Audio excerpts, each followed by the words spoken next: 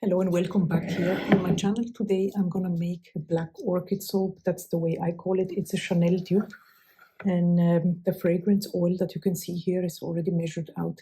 Is a floral and it's speeding up trace very much. So what I want to do when I do this kind of soap is to soap at a very cool temperature to avoid this trace speeding up too much, so to speak. Acceleration we call it. Then I already prepared, like always, I prepare my colorants beforehand and the fragrance as well, just because I don't want to come in a situation where I have to run around and check for missing things. So I have the fragrance oil ready. Then this one electric bubblegum is going to be the major portion of the soap. It's not going to end up so vibrant, but I think that I have experienced that this pink here is gives a quite nice pink. If needed, I have titanium dioxide to tone it down a little bit. The pigments need pre-mixing, so this is just some lightweight oil. It's sunflower oil, and then I just add the pigment and I give it a good stir. Then I have black oxide. It's also a pigment, so it needs pre-mixing. So both of these are ready here to go. And titanium dioxide. I'm going to check quickly the temperature, make sure that it is fairly cool and nice. I just need to move quickly. This is 33, which translates to 92, and this one is 35. I think that's okay. Make my mold ready here to go so that I don't need to run around. This is the Brambleberry 5-pound mold with a sliding bottom, which is absolutely great. So I'm going to go ahead and add the lye water to the oils.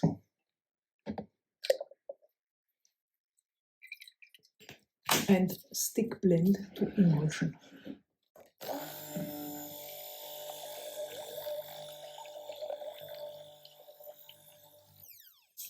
Also here, I don't want to blend too much.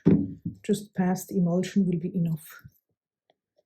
And then I'm going to split up the batter in 2 more colors. A very small amount for the black and for the white. Just to give it a little bit of swirl.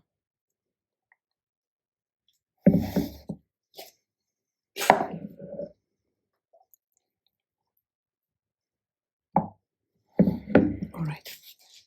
So in the biggest bucket, we add this electric bubble gum. Just gonna see if this is enough, otherwise I have a little bit more. And I have this portion here is going to be black. And the small one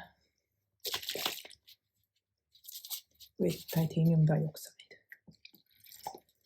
Okay. Now I'm gonna mix it up, starting from the lightest color.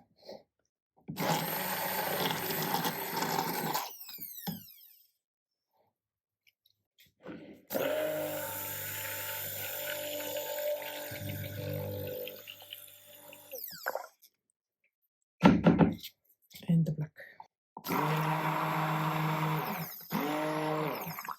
Okay, very nice.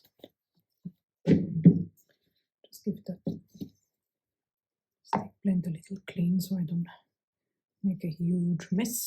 I'm gonna go ahead and add the fragrance oil to these, except for the white part. The majority in here. And then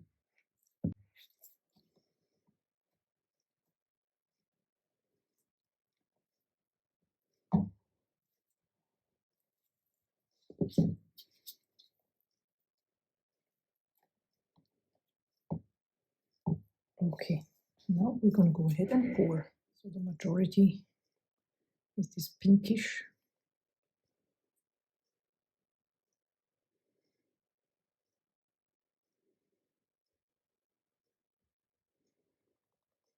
Then I'm going to add some black. It's rising a little bit.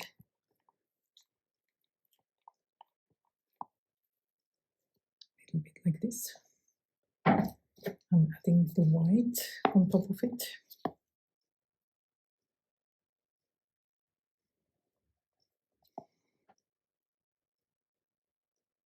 Like so. And then the rest of the soap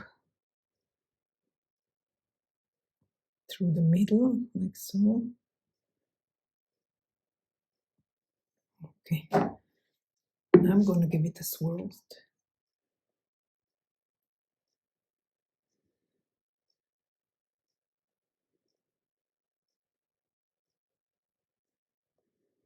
Like so, and then I'm going to add the rest on top for the decoration.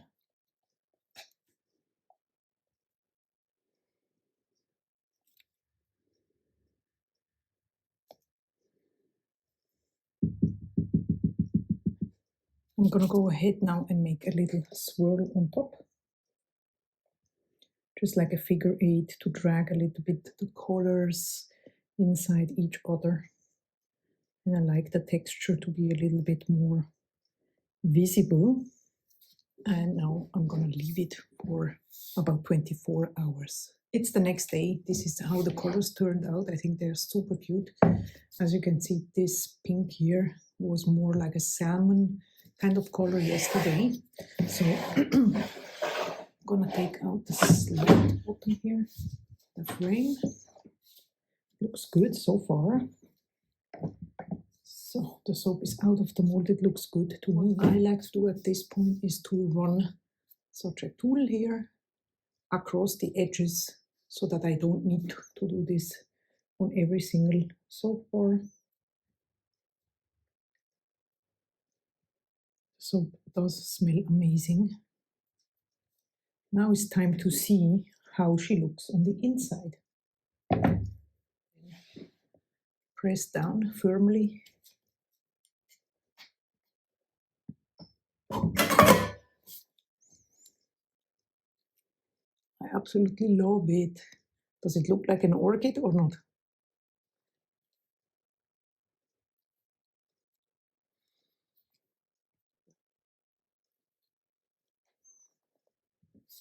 Every bar of soap is different. So the next part, before I continue, I just take a little bit of kitchen paper to run it across the strings. These are guitar strings, by the way, like the smallest string on the guitar. So if you want to change it, you can just use the ones that you have on your guitar. I'm aware that not everybody plays the guitar, but for me it was really handy.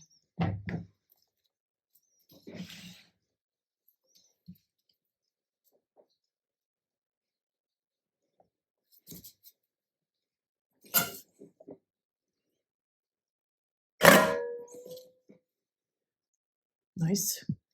You know, so if somebody does a guitar solo and suddenly one string pops, you can go and say, let me check my soap loaf cutter, give you a string. Okay, I'm sorry.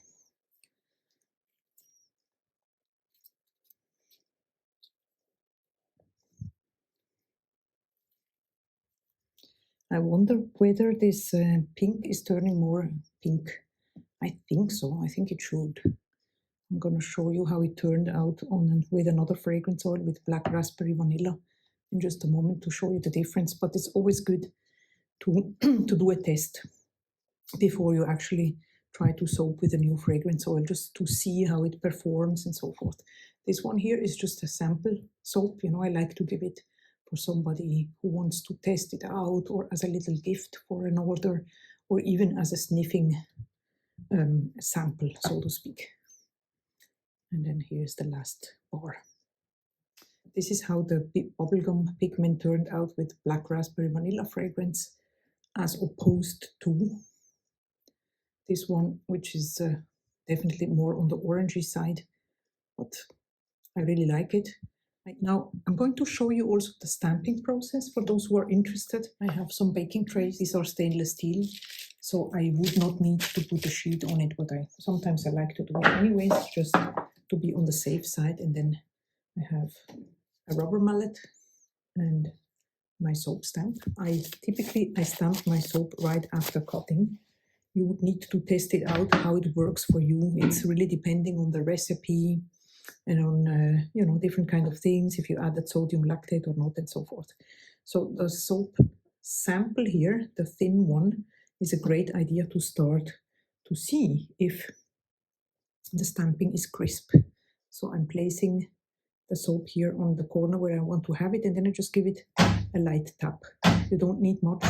This soap is still very soft, and you see, you can now see the nice and crisp impression.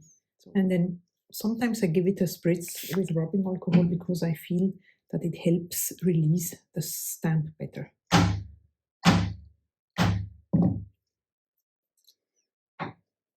I'm always trying to be careful. I don't know if the camera picks up, but you can see here the edge of the stamp if this happens. You know, running your finger across that ridge, so to speak, will smoothen out the soap again, the soap.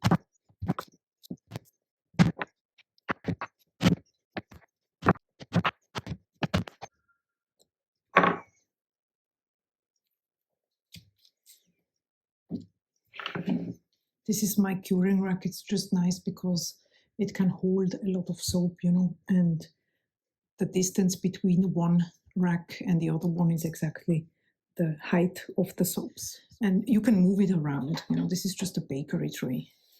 They are going to be packaged and shrink wrapped. This is a double batch that I made recently. I don't know if you can see it. It has 2 different types of soap. Vetiver type soap and the sugar plum that you can also find here on my channel. I hope you enjoyed this video. If you're interested in other soap making related videos, feel free to check out the playlist that you will find here on the screen somewhere. And I hope to see you in the next video. And until then, have a wonderful day. Bye-bye.